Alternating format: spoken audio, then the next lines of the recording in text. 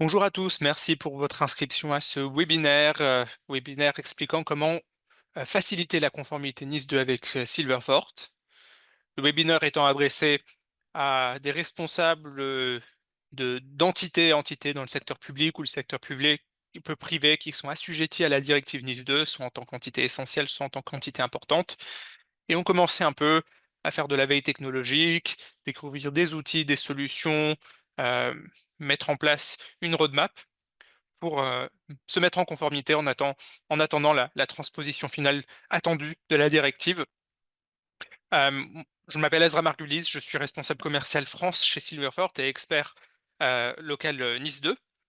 Euh, je suis chez Silverfort depuis 3 ans et donc je vous propose de vous montrer un peu comment Silverfort pourra vous aider avec vos démarches de mise en conformité. Juste un peu euh, d'informations sur les directives NIS en France et en Europe.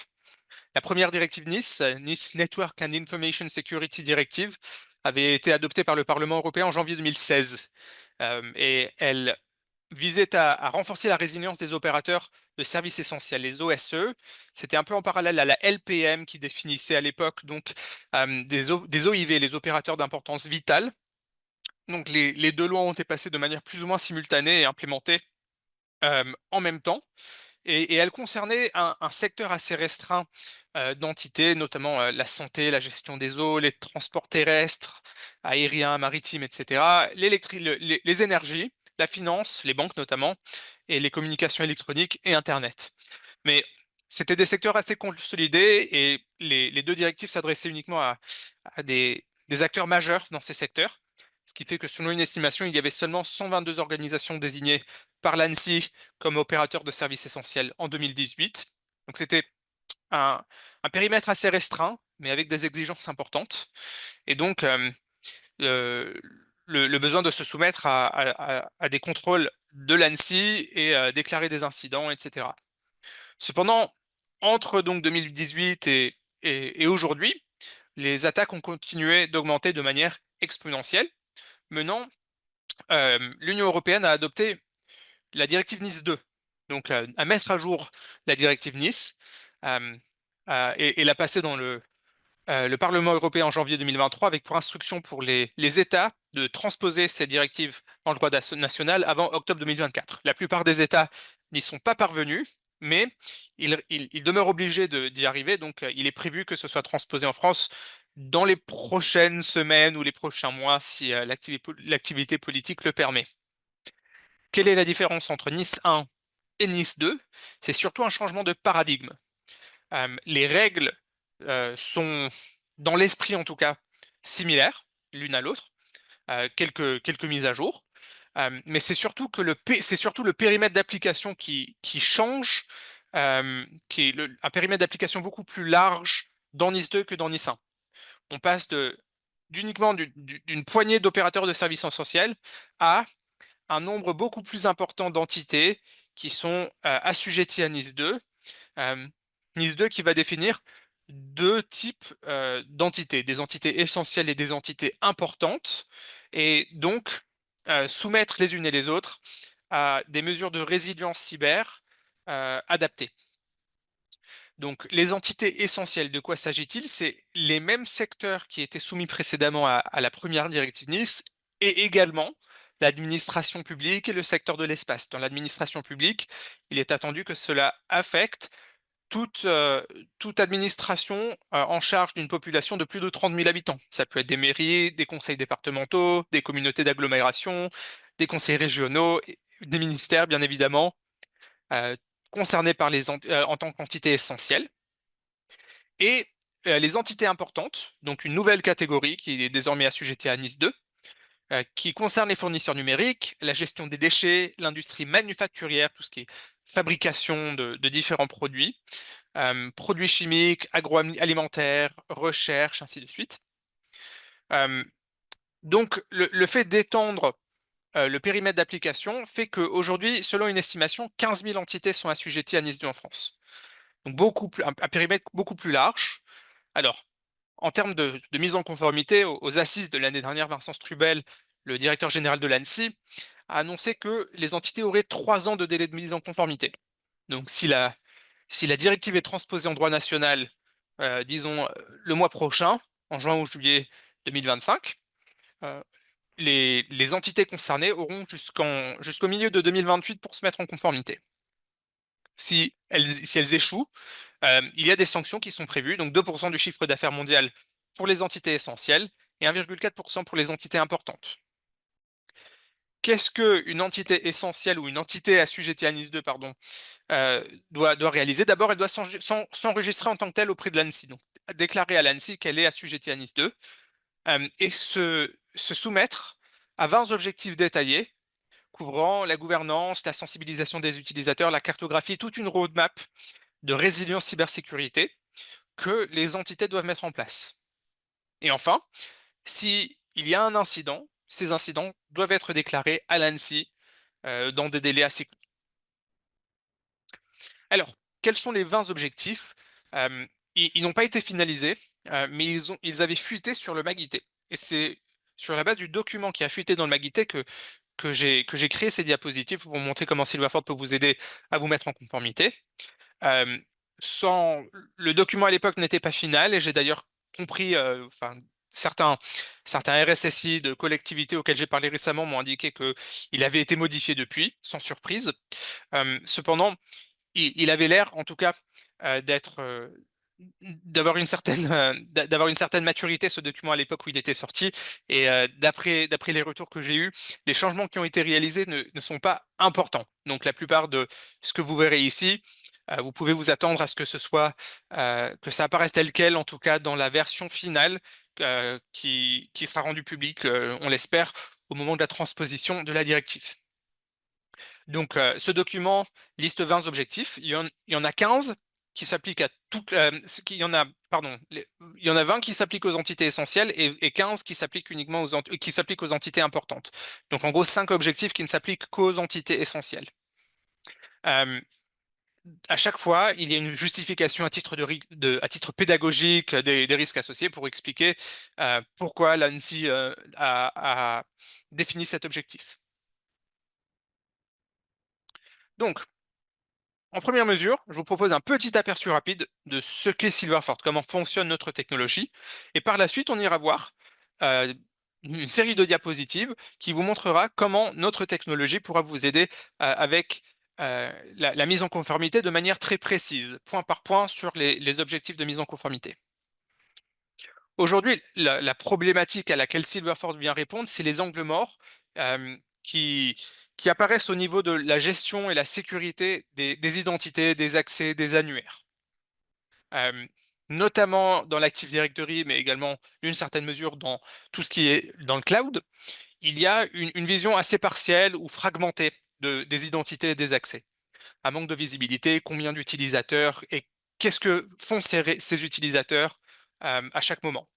Des mauvaises configurations qui peuvent ouvrir la porte à des parcours d'attaque, des protocoles obsolètes, notamment dans l'Active Directory, par exemple des authentifications en NTLM-V1 ou en LDAP Simple Bind qui peuvent être facilement utilisées par des attaquants pour réaliser des accès. Et donc des comptes qui sont à risque. Et également des systèmes qui ne sont pas compatibles avec l'authentification multifacteur, hein. Aujourd'hui, l'authentification multifacteur, le MFA, est le moyen probablement le plus redoutable pour déjouer des attaques, mais beaucoup de systèmes, notamment des systèmes un peu plus vieux, ce que Microsoft décrit comme étant legacy, qui s'authentifient dans l'Active Directory, ne sont pas compatibles avec l'authentification forte. Donc des vieilles applications, des interfaces en ligne de commande PowerShell, PSExec, ou des accès distants comme le RDP, euh, le partage de fichiers réseau, le vCenter, des tas d'outils d'administration qui n'ont jamais été conçus pour être compatibles avec l'authentification forte, le MFA. Quand je dis MFA, ça peut être des MFA courants dans le marché comme Microsoft Authenticator, Ping, Okta et ainsi de suite. Ça peut être également des clés physiques ou des smart tokens FIDO2, donc qui ne sont pas compatibles avec notamment les vieux systèmes dans l'Active Directory. Également les comptes de service, les identités machines, qui sont difficiles à cartographier. On ne sait pas toujours où ils sont utilisés, par qui, est-ce qu'il y a plusieurs processus qui tournent sur un même compte, est-ce qu'il y a un humain qui s'authentifie sur un compte de service pour réaliser des tâches d'administration, tout ça, c'est des choses qui sont particulièrement difficiles à identifier, à détecter et à bloquer comme comportement, et qui créent donc des vulnérabilités que des attaquants peuvent exploiter. Et enfin, des contrôles inadaptés pour les accès privilégiés. Parce que quand on parle d'accès privilégié, souvent, par défaut, on pense à des bastions d'administration traditionnels qui viennent casser la chaîne d'authentification et proposer donc de l'enregistrement de sessions et de la rotation de mots de passe en ouvrant des sessions dédiées à travers un serveur de rebond. Euh, Ces bastions sont relativement difficiles à déployer, surtout quand il s'agit d'administration interne, et surtout assez difficiles à utiliser. Ils sont peu pratiques pour des administrateurs au sein même d'une société qui trouvent souvent les mécanismes du bastion assez encombrants, assez intrusifs. Et surtout, ils peuvent être contournés par les attaquants, parce qu'au final, un bastion va venir sécuriser ce qui se situe dans le bastion, tout ce qui passe à travers le serveur de rebond, mais ça ne va pas sécuriser des authentifications qui sont réalisées en dehors du serveur de rebond. Euh, donc, dès qu'il y a un accès qui peut potentiellement contourner ce bastion, c'est une vulnérabilité que des attaquants peuvent exploiter. Et Silverfort peut venir remédier à ces problématiques parce que nous sécurisons tous les accès et tous les utilisateurs, toutes les identités. Donc tout ce qui passe dans vos différents annuaires. Comment est-ce qu'on comment est-ce qu'on y parvient? Ce que vous voyez ici, c'est une authentification tout à fait habituelle d'un utilisateur ou d'un compte de service, par exemple, qui s'authentifie à votre infrastructure IAM, principalement l'Active Directory, mais ça peut être également d'autres éléments d'infrastructure, un, un Radius qui peut être un serveur Radius qui peut être joint à l'Active Directory, ça peut être du Ping Identity, de l'Entra ID ou d'autres annuaires. L'annuaire obtient ce jeton d'authentification, par exemple un jeton Kerberos, et va regarder, typiquement si c'est de l'Active Directory, par exemple, simplement le login mot de passe. Si le login mot de passe est correct et si le compte a les autorisations nécessaires, l'annuaire relâche le jeton et permet d'accéder. C'est seulement là que Silverfort va intercepter ce jeton d'authentification. On y parvient grâce à une intégration native avec l'Active Directory, une intégration qui a été développée en partenariat avec Microsoft. Il vaut la peine de souligner que Silverfort est issu de l'incubateur Microsoft. Et donc, nous avons cette intégration unique qui nous permet d'intercepter les authentifications dans l'annuaire, notamment l'Active Directory, pour y appliquer des contrôles supplémentaires. En fait, on va analyser l'authentification et prendre en compte des critères qui ne sont pas pris en compte par l'Active Directory.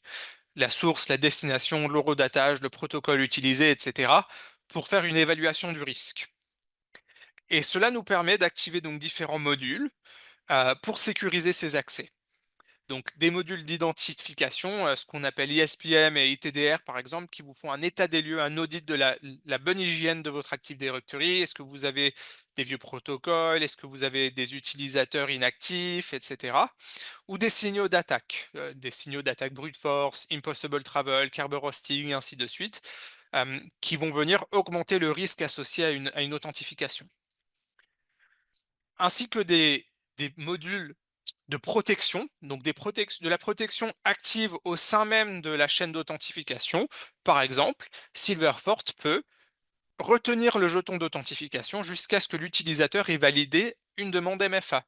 Et donc, on va communiquer avec un fournisseur MFA du choix de l'organisation, hein. Ça peut être un MFA déjà utilisé par vos utilisateurs, du MFA Microsoft, du MFA FIDO2, Ping et ainsi de suite.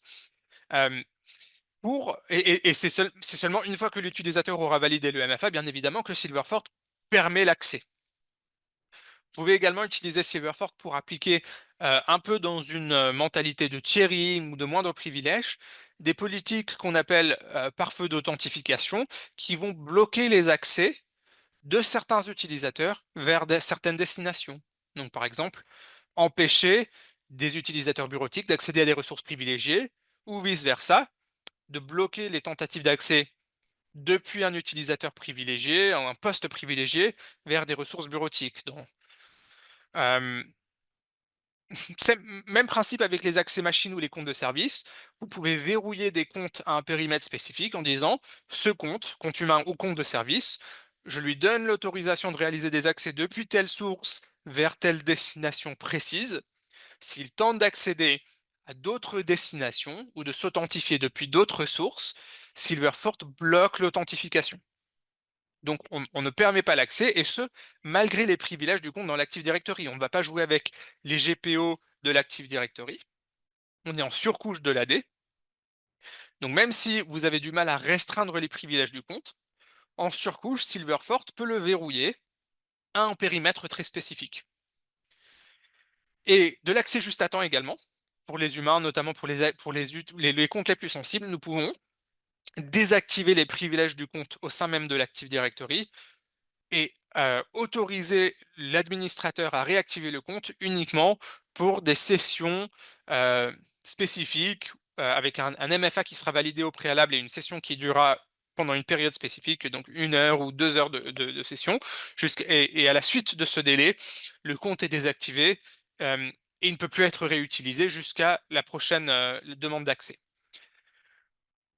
Donc, Silverfort peut appliquer tous ces contrôles au sein même de l'authentification, et c'est seulement une fois que Silverfort valide que l'authentification euh, peut, peut procéder, que nous rendons le jeton d'authentification à l'annuaire et que l'annuaire autorise l'accès. Donc, il vaut la peine de noter que notre technologie, peut-être au contraire, par exemple, de bastion traditionnel, n'implique pas de proxy. Nous ne cassons pas la chaîne d'authentification, nous nous intégrons dans la chaîne d'authentification. C'est le même jeton qui a été reçu par l'Active Directory ou par l'annuaire dans un premier temps, qui sera rendu à l'utilisateur pour accéder à sa ressource. On ne vous demande pas non plus de réaliser des modifications applicatives. Donc c'est peut-être des vieilles infrastructures que vous allez utiliser Silverfort pour sécuriser. Des outils qui datent peut-être même des années 90, ça peut être des outils industriels, de l'équipement médical, même tant que c'est joint dans votre annuaire, il est possible de le sécuriser avec ces contrôles d'accès, et on ne va pas vous demander de les modifier ou de les moderniser. Ça reste du legacy, mais on y applique des contrôles d'accès modernes. Et une conduite du changement assez minime au final, puisqu'on va venir utiliser le MFA ou même l'accès conditionnel qui existe déjà dans des environnements hybrides. Donc, si une entité possède déjà, par exemple, de l'Entra ID avec des politiques MFA et de l'accès conditionnel, c'est ce même FA que Silverfort va demander aux utilisateurs de valider, mais simplement le valider un peu plus souvent. Parce qu'on va étendre ce MFA, par exemple, à des ressources qu'il ne supporte pas nativement. Donc, au vCenter, au partage de fichiers réseau, à des commandes PowerShell et ainsi de suite. Euh, mais une conduite de changement assez minime, on ne va pas demander, par exemple, à l'utilisateur de s'authentifier vers un portail web spécifique et ainsi de suite. Donc, en termes de valeur ajoutée, euh, on va aider, comme je vous l'ai dit, avec des fonctionnalités d'identification, hein, donc un journal de log qui vous montre en temps réel toutes les authentifications qui passent dans votre annuaire, notamment l'annuaire Active Directory, en détaillant la source, la destination, le protocole, l'horodatage. Et on vous fait également un audit de configuration et on vous montre les signaux d'attaque. Donc, par exemple, on vous montre si vous avez des anomalies, des comptes à privilèges excessifs. On vous fait un recensement des comptes de service. On vous montre les comptes partagés, les comptes inactifs, les vieux mots de passe et ainsi de suite. Également les mauvais comportements, hein. Donc, si vous avez par exemple des accès qui contournent le serveur de rebond ou des comptes qui accèdent à des ressources non autorisées. Par exemple, un administrateur qui accède à des ressources bureautiques depuis un compte d'administration. Tout ça, vous pouvez le détecter en temps réel dans la plateforme Silverfort. Et surtout, on vous permet de mettre en place des politiques de protection. Alors la protection, je vous l'ai expliqué, hein, c'est de l'authentification forte. C'est des politiques deny, des politiques qui peuvent bloquer les tentatives d'accès en fonction de sources et destinations spécifiques. Même principe de verrouillage, mais pour les comptes de service. Vous dites le compte de service, je lui permets de réaliser des accès depuis une source, mais pas depuis une autre source, ou vers une destination, mais pas une autre destination. Et de l'accès juste à temps pour verrouiller, donc pour désactiver le compte d'administration en dehors de sessions approuvées. Et ensuite, en matière de détection-réponse, on vous montre les signaux d'attaque. Si vous avez des signaux d'attaque brute force ou MFI bombing, etc. et le traçage des mouvements latéraux pour vous montrer le parcours d'un attaquant qui se propage au fur et à mesure dans votre environnement. On vous montre les accès qu'il a réalisés et comment il y est parvenu. Euh, et ensuite, réaction et blocage, bien évidemment. Une fois que vous activez une politique, par exemple une politique MFA, cela va bloquer l'attaquant dans son élan. Un attaquant qui essaie d'utiliser des haches de mot de passe qu'il a obtenues par exemple sur une session d'un utilisateur compromis. Silverfort enverra une demande de MFA probablement à l'utilisateur légitime. L'utilisateur légitime dira bah non, j'ai pas fait cette demande d'accès et donc l'attaquant sera bloqué. Donc, toutes ces fonctionnalités peuvent aider avec certaines des mesures de sécurité qui sont attendues dans NIS 2.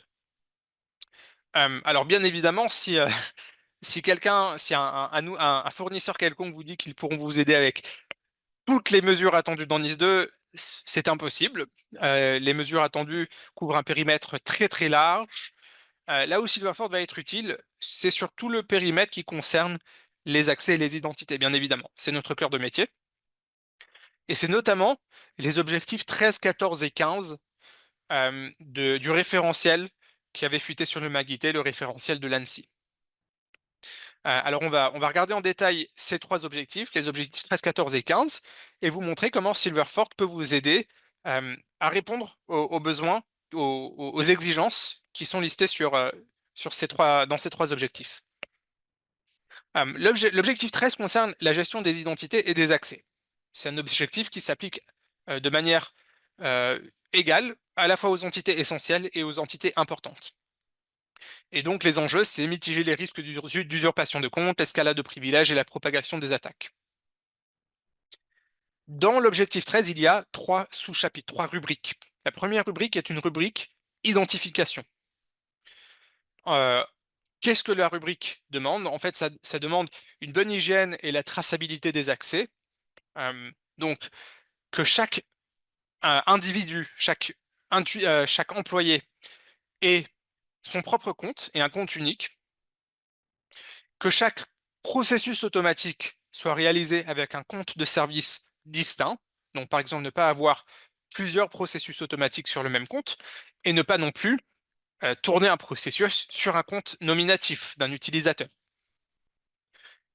Et désactiver également les comptes obsolètes. Dès que vous avez un employé qui quitte votre organisation, par exemple, il faut désactiver son compte. Si certaines de ces mesures ne peuvent pas être appliquées, il faut néanmoins euh, réduire les risques associés aux comptes partagés, par exemple, pour assurer leur traçabilité. Alors, comment est-ce que Silverford peut vous aider? Alors, on ne peut pas créer les comptes pour vous. Les comptes se créent dans votre annuaire, notamment dans l'Active Directory. Mais on peut s'assurer qu'il n'y a pas de compte partagé. Silverford va détecter dès qu'un compte est partagé et va vous montrer une liste complète de vos comptes partagés. On vous montre aussi une liste complète de vos comptes inactifs. Comme on l'a dit, hein, vous êtes censé désactiver les comptes inactifs. Silverford vous les montre, sinon, s'ils ne sont pas désactivés. On peut également s'assurer qu'un compte de service soit utilisé par un seul processus automatique. Là, j'ai une capture d'écran qui vous montre notre module de recensement des comptes de service. Donc là, on fait un recensement de tous les comptes machine to machine.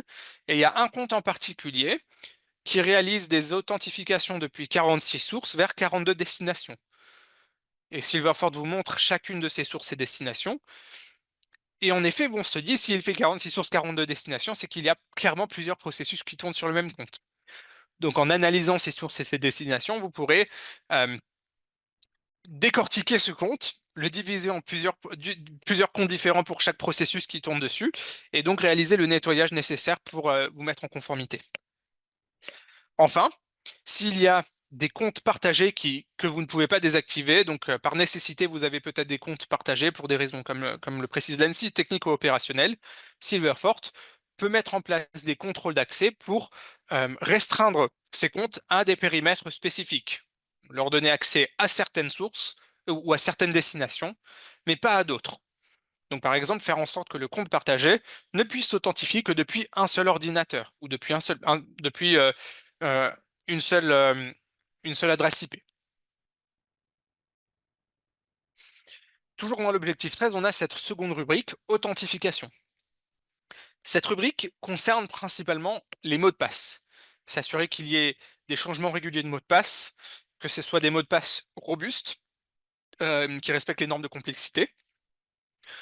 Changer également, bien évidemment, le mot de passe d'origine pour chaque nouvelle ressource. Et enfin, si pour des raisons techniques et opérationnelles, on retrouve ce refrain assez souvent dans sa directive, euh, vous ne pouvez pas changer le mot de passe d'une ressource. Par exemple, c'est un mot de passe codé en dur, qu'il y ait des mesures de réduction de risque. Alors, Silverfort ne touche pas au mot de passe.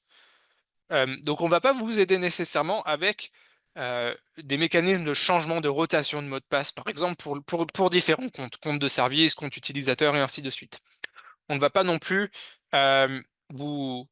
on ne peut pas s'assurer que le mot de passe respecte des normes de complexité. On vous montre cependant s'il y a des utilisateurs qui possèdent des mots de passe qui n'expirent jamais ou des vieux mots de passe. Donc au moins vous êtes au courant des comptes qui sont peut-être à risque. Et surtout, on va aider avec le dernier point, la réduction de risque sur des accès où le mot de passe ne peut pas être modifié.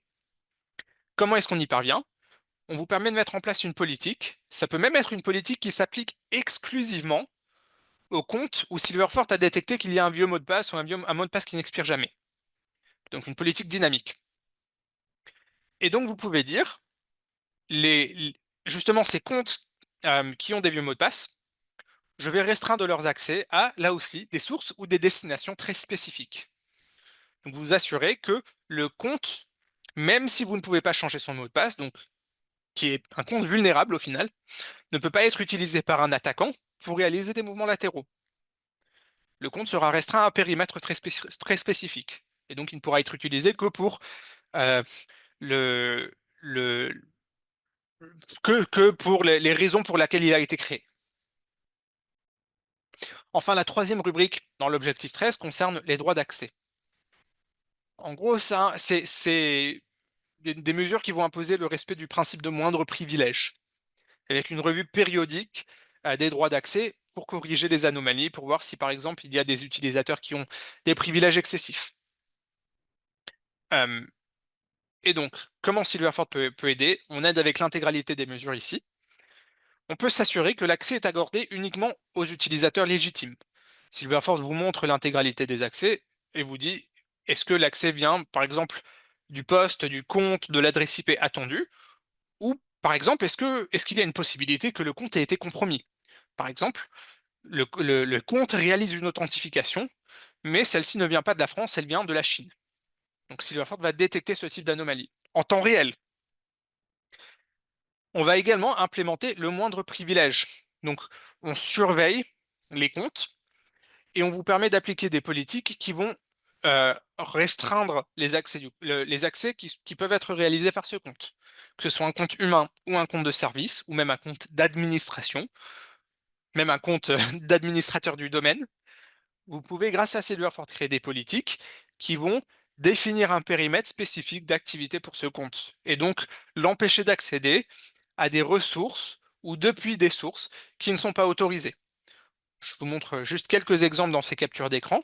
Une politique ici qui s'applique aux administrateurs du tiers 1 et qui va notifier, mais aussi vous pouvez bloquer, en cliquant Deny, bloquer les tentatives d'accès vers n'importe quelle destination qui ne provient pas du serveur tiers 1. Donc l'administrateur tiers 1 est obligé de travailler depuis le serveur tiers 1.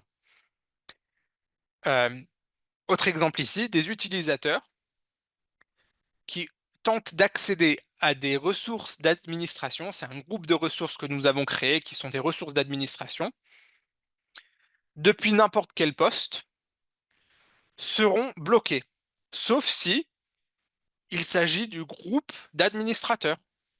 Donc, on s'assure que ce soit uniquement des administrateurs légitimes qui puissent accéder aux ressources d'administration. Les politiques sont très granulaires, elles peuvent être configurées pour des utilisateurs spécifiques ou des groupes d'utilisateurs ou des OU. Et en termes de destination, là aussi, ça peut s'appliquer à des serveurs spécifiques, des groupes de ressources spécifiques ou des OU. Bien évidemment, On fait une revue régulière, enfin une revue en temps réel même des droits d'accès et de la correction des anomalies.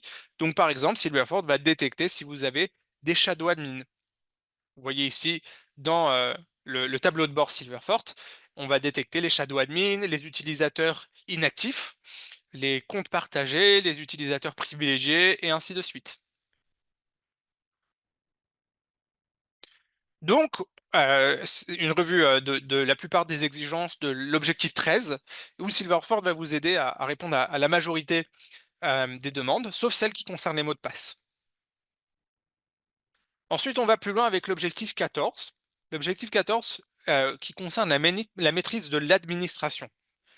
Le but étant de mitiger les risques d'usurpation ou d'abus des comptes à privilège, parce qu'au final, la compromission d'un compte bureautique ne mène pas le plus souvent à des conséquences graves, mais les comptes à privilège donnent vraiment les clés du royaume aux attaquants et leur permet de réaliser des actions sur leurs objectifs.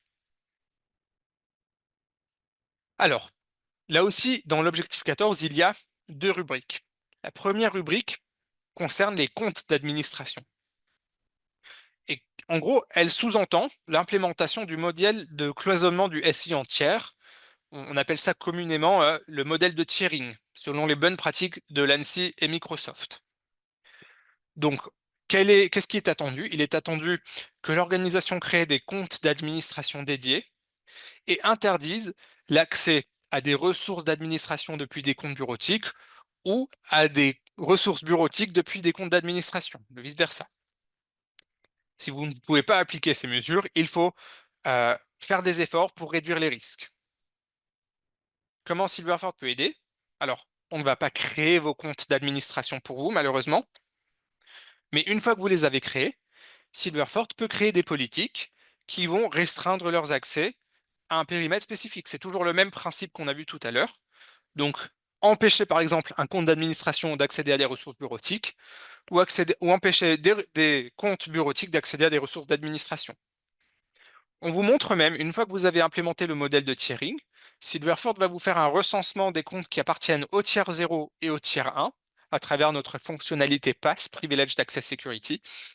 Et on vous montre si certains de ces comptes réalisent des accès qui, euh, qui vont à l'encontre de votre modèle de tiering. Donc par exemple, avant d'avoir mis en place des politiques comme celles qu'on a vues tout à l'heure, des politiques pour restreindre les accès, vous pouvez observer vos administrateurs et vous assurer, enfin, essayer d'identifier ceux qui peut-être font des accès qui témoignent d'un mauvais comportement, donc des accès tiers 0 vers des ressources du tiers 1, par exemple.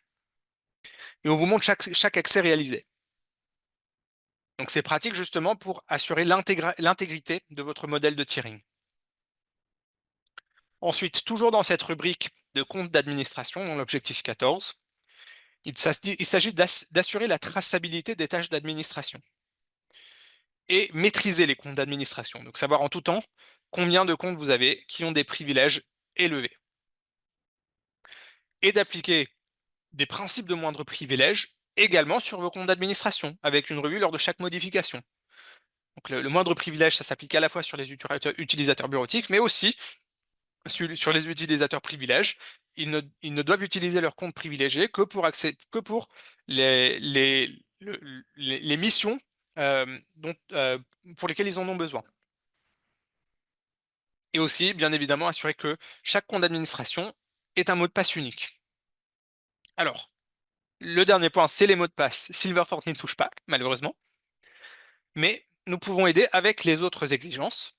Donc, par exemple, assurer la traçabilité des tâches d'administration. Il y a deux moyens de le faire. Souvent, la philosophie, c'est de le faire à travers de l'enregistrement de session, donc en passant par à travers une solution de bastion. Silverford n'enregistre pas les sessions d'administration, mais on assure la traçabilité en vous montrant à travers notre journal de log chaque accès réalisé par votre compte d'administration. La source, la destination, l'horodatage. Donc vous voyez, vous pouvez en fait tracer chaque accès réalisé et si le compte a été compromis, voir où l'attaquant s'est propagé. Quand il s'agit de maîtrise des comptes d'administration, donc Silverford vous montre en tout temps et en tout lieu combien de comptes peuvent accéder à votre Active Directory, à vos ressources privilégiées, de quel compte s'agit-il. simplement en filtrant les sources et les destinations, vous pouvez voir qui accède à une certaine ressource ou qui s'authentifie depuis une certaine source.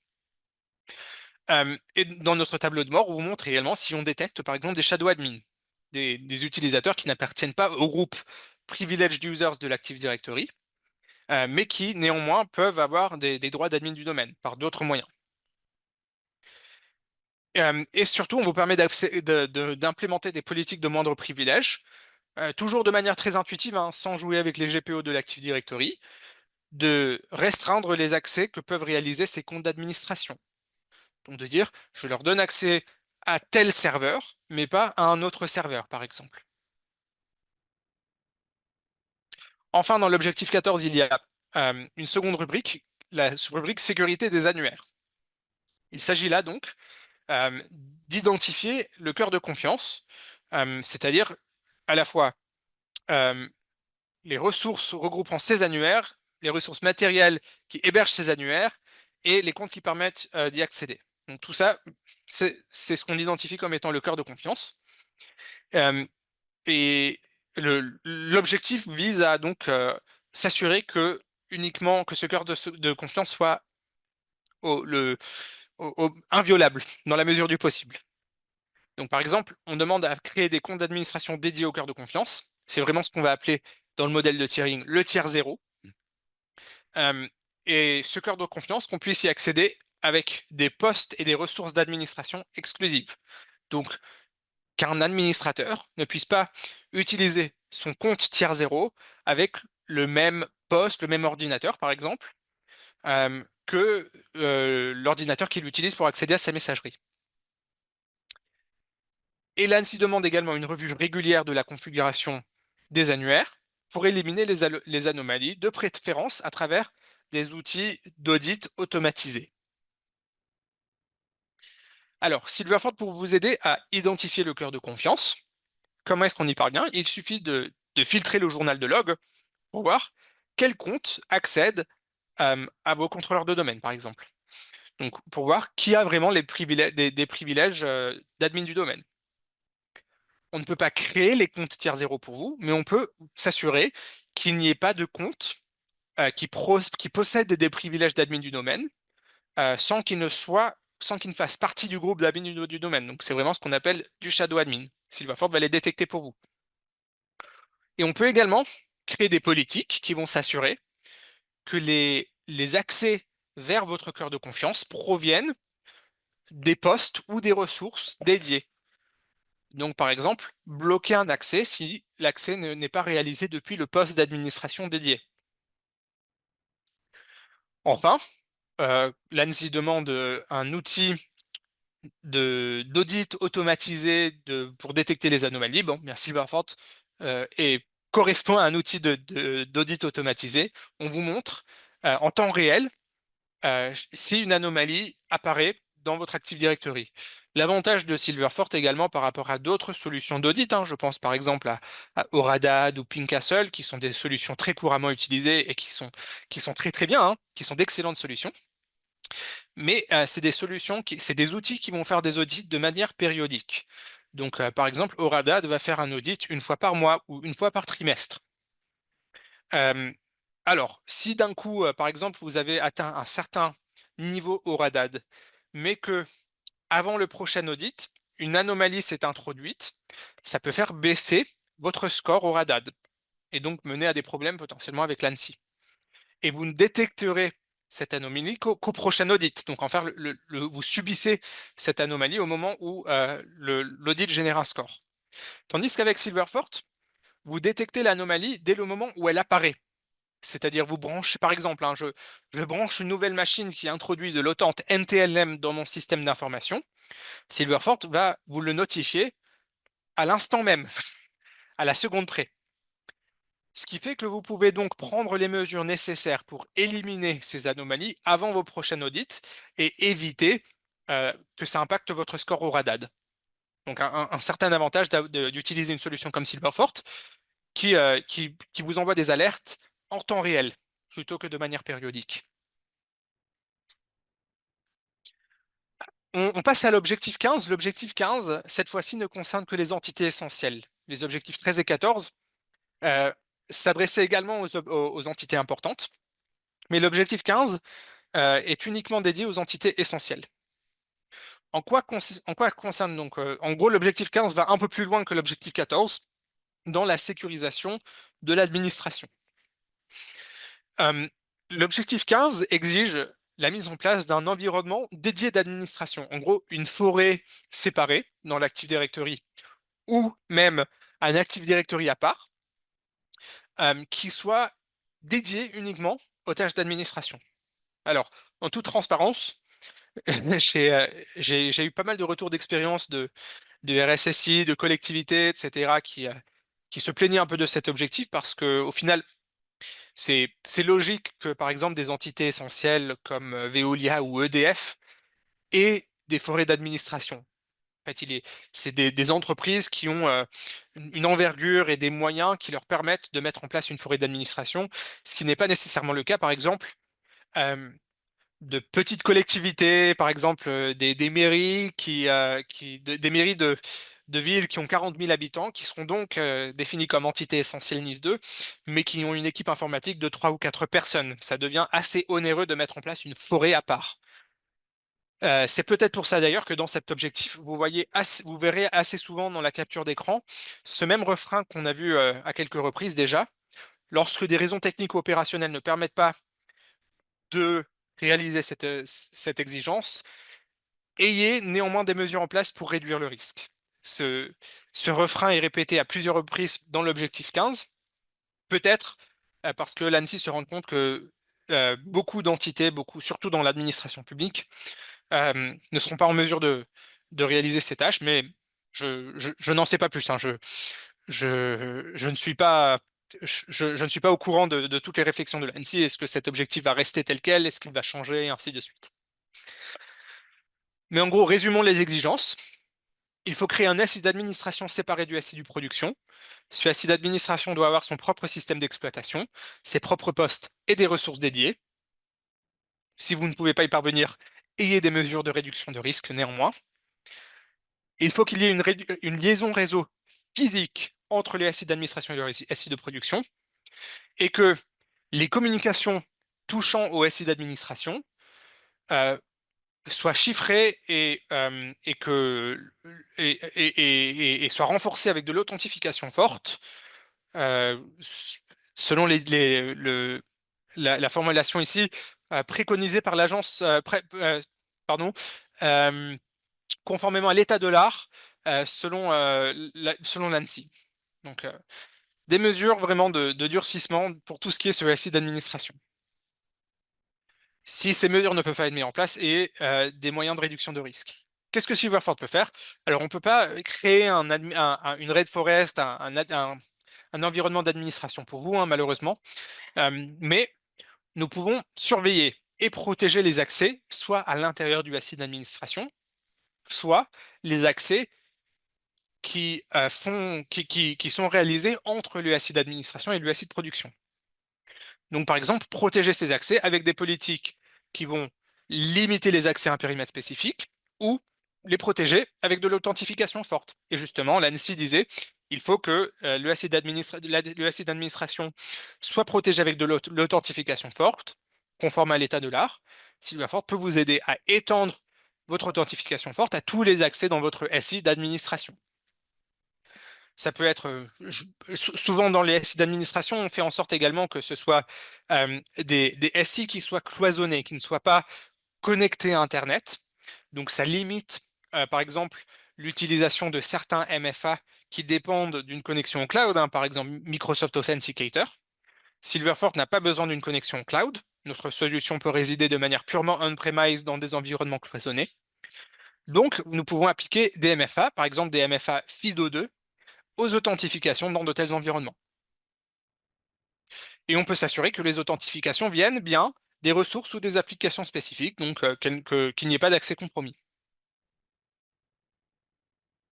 Alors, Silverfort aide particulièrement aux objectifs 13, 14 et 15. Il y a 3 autres objectifs que j'ai retenus où Silverfort peut vous aider de manière très partielle. Les objectifs 5, 10 et 16. À noter que euh, pour chacune de ces demandes, cela ne concerne que les entités essentielles. Donc les entités importantes ne seront pas concernées par ces demandes. Dans l'objectif 15, l'objectif 5, demande à ce que les entités essentielles auditent la sécurité de leur système d'information, donc de réaliser des audits réguliers. Et une des demandes est que cet audit comprenne un audit de configuration. Chez nous, on sous-entend bien évidemment chez Silverford que cela concerne, parmi tant d'autres choses, la configuration de votre Active Directory et de vos annuaires. Ensuite, pour l'objectif 10, il est demandé à ce que l'entité sécurise les accès distants ou SI réglementés. Pour les entités importantes, les accès distants doivent être sécurisés avec simplement un login mot de passe. Mais pour les entités essentielles, il faut que cet accès distant soit renforcé avec de l'authentification forte. Enfin, l'objectif 16 impose à ce que les entités essentielles journalisent les événements de sécurité liés à l'authentification des utilisateurs, la gestion des comptes et les droits d'accès et l'accès aux ressources. Alors, comment est-ce que Silverford peut vous aider avec ces trois objectifs si vous êtes une entité essentielle? On vous fait un audit de configuration de vos annuaires. Donc, on détecte toutes les anomalies qui apparaissent dans votre annuaire pour vous permettre de les remédier. Les shadow admin, les vieux mots de passe, les protocoles obsolètes, les comptes partagés, les comptes inactifs, et ainsi de suite. Donc, on va aider justement à faire un audit de configuration conformément à l'objectif 5. Ça peut être fait en parallèle à d'autres outils d'audit, comme on l'a dit, Pincastle, Purple Knight et ainsi de suite, qui sont gratuits.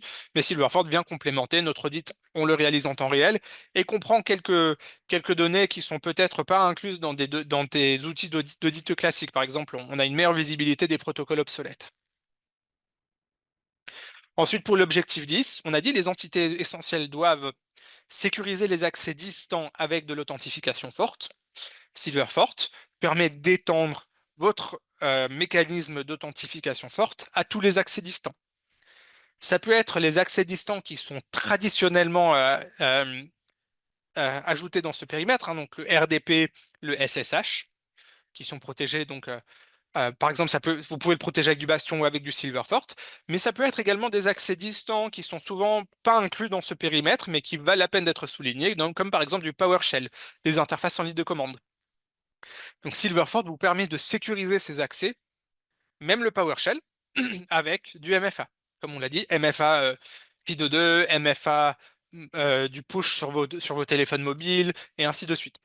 On est compatible avec quasiment tous les tokens MFA sur le marché.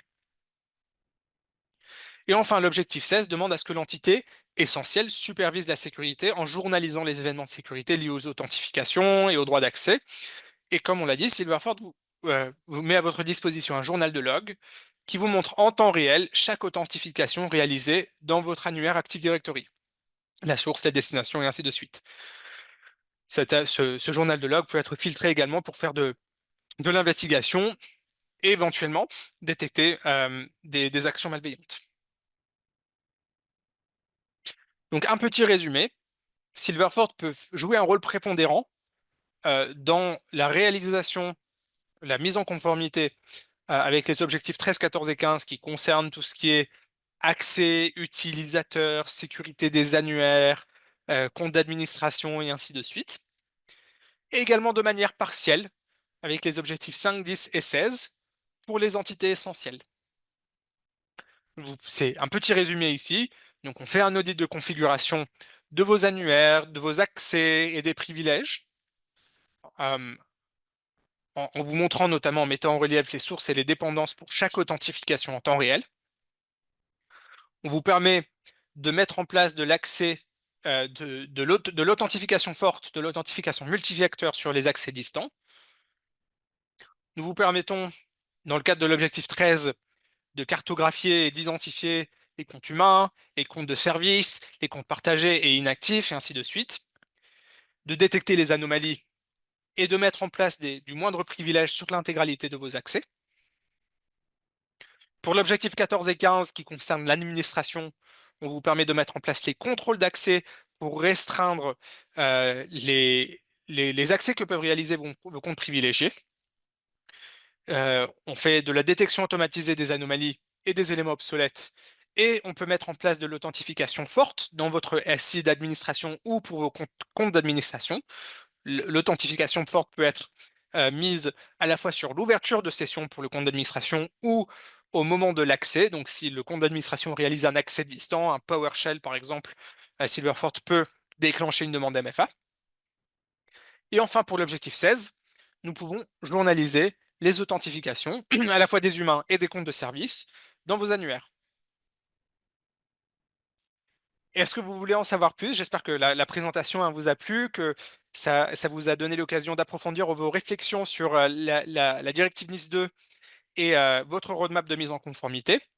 N'hésitez pas si vous avez d'autres questions, des questions sur les intégrations de Silverfort avec des outils existants déjà dans vos environnements, des questions techniques sur notre solution, des questions sur notre mode de tarification. Vous pouvez scanner le code QR et prendre rendez-vous pour une consultation avec moi ou mes coéquipiers ou nous rencontrer sur différents événements. Les responsables Silverfront en France sont là pour répondre à toutes vos questions. N'hésitez pas à nous contacter par mail ou sur LinkedIn, par exemple, si vous avez la moindre question. J'espère que ce webinaire vous a plu et n'hésitez pas à prendre contact. En attendant, passez une excellente journée et à très bientôt.